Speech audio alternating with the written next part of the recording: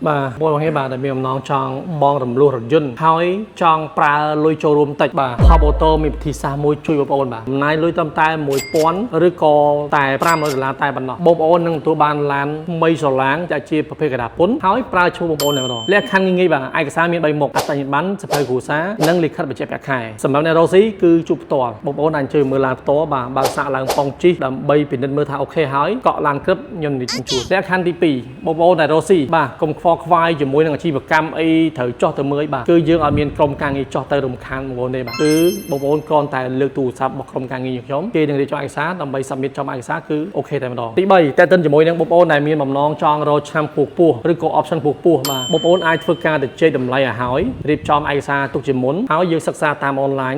95% មានន័យថាបងប្អូនមិនចាំបាច់រំខានពេលវេលាបងប្អូនរស់ស៊ីធ្វើការទេបាទគឺបោះឯកសារតាមអនឡាញមកឃ្លាំងយើងខ្ញុំនឹងមានរៀបចំជូនបងប្អូនមកស្អាតជូនតែម្ដងបាទអញ្ចឹងអត់មានបញ្ហាទេអូខេបាទអញ្ចឹង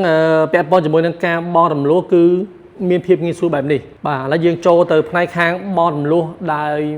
មានការចូលរួមច្រើនវិញបាទបងប្អូនមានការចូលរួមច្រើនបងប្អូនគឺមិនចាំបាច់ឆែក CVC ទេបងប្អូនចូលរួមចាប់ពី 50% ទៅគឺបងប្អូនអាចដកឡានបានបាទមិនចាំបាច់ឆែក CVC ប៉ះពាល់ជាមួយនឹងគេបងប្អូនទេបាទឬក៏បងប្អូនខ្លះបាទក៏មានបំណងថាចង់យកលុយពេលក្រោយទៀតបាទដែលមិនជាប់ឲ្យជាប់បាន